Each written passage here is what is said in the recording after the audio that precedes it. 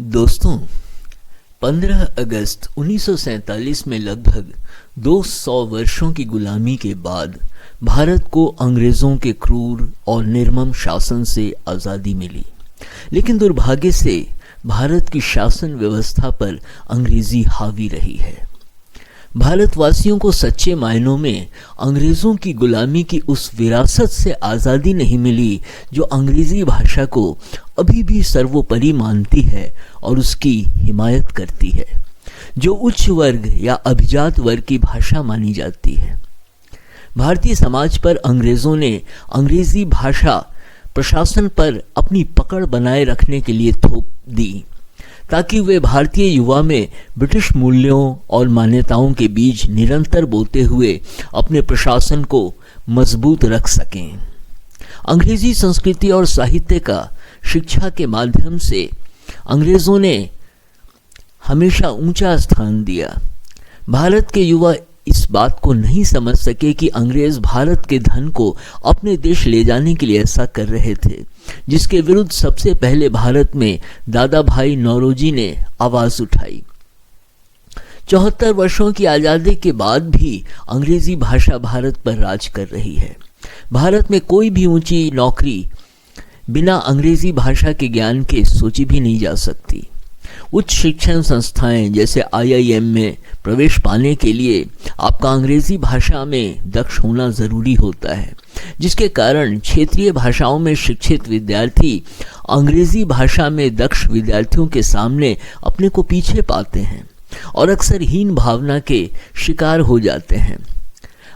आज अंग्रेजी भाषा के ज्ञान को भारत में किसी व्यक्ति के स्मार्टनेस और इंटेलिजेंस से जोड़कर देखा जाता है। जिन्हें अंग्रेजी भाषा का ज्ञान नहीं होता, उन्हें आज के भारत में समुचित सम्मान नहीं दिया जाता। यह झूठी मर्यादा आज के भारतीय समाज को बुरी तरह परेशान भी तो कर रही है। भारत के लोग आज अपने बच्चों को इंग्लिश मीडियम के स्कूलों में एडमिशन दिलाने को पागल हुए जा रहे हैं। एक हिंदी फिल्म हिंदी मीडियम ने ज्ञान की इस झूठी शान को बखूबी दर्शाया है। इंग्लिश मीडियम के स्कूल शिक्षा और पश्चिमी सभ्यता का शिष्टाचार सिखाने के नाम पर मोटी फीस लेते हैं, उस भाषा के लिए जो सहजता से हमारे विद्यार्थियों की आत्मा को छू भी नहीं पाती। रिसर्च में पाया गया है कि किसी बच्चे का स्वस्थ विकास तभी होता है जब वह अपनी प्रारंभिक शिक्षा अपनी मातृभाषा में लेता है। इससे उसे विषयों के बेसिक कॉन्सेप्ट्स अच्छी तरह समझ में आते हैं और वह यूनिवर्स से उनके संबंधों को बेहतर तरीके से जानने और समझने लगता है। प्रारंभिक शिक्षा को मातृभाषा में लेने से अंग्रेजी भाषा का वर्चस्व निश्चित रूप से समाप्त हो जाएगा। और भाषा तो भाषा होती है जो संचार का माध्यम होती है। हम किसी भी भाषा को अपने ऊपर हावी क्यों होने देते हैं? मॉल, रेस्टोरेंट्स और दूसरे सामाजिक स्थलों पर आज लोग इंग्लिश के शब्दों और वाक्यों को बोलकर अपने को गौरवान्वित महसूस करते हैं।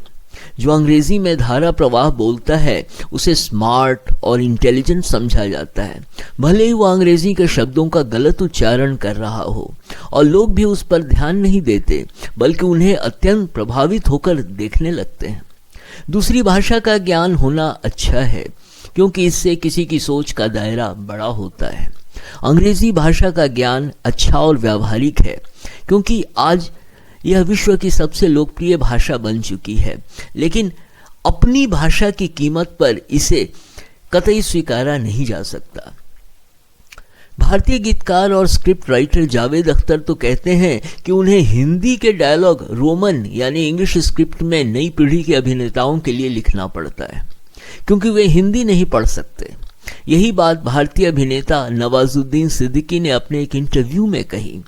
कितने शर्म की बात है दोस्तों कि जो अभिनेता हिंदी फिल्मों में काम कर पैसा और सेलिब्रिटी स्टेटस कमाते हैं, उन्हें हिंदी पढ़ना नहीं आता। यह अंग्रेजी की मानसिक गुलामी और अपरिपक्वता नहीं तो और क्या है? यह उनकी हिंदी के प्रति हीन भावना को ही दर्शाता है, जिसे किसी भी तरह स्वीकारा नहीं जा सकता।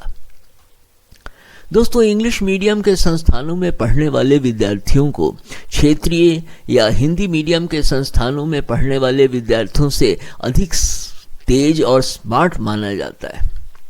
ऐसी सोच दिमाग का दिवालियापन नहीं तो और क्या है, और बात शिक्षा के उद्देश्यों पर भी प्रश्न चिन्ह लगा देती है।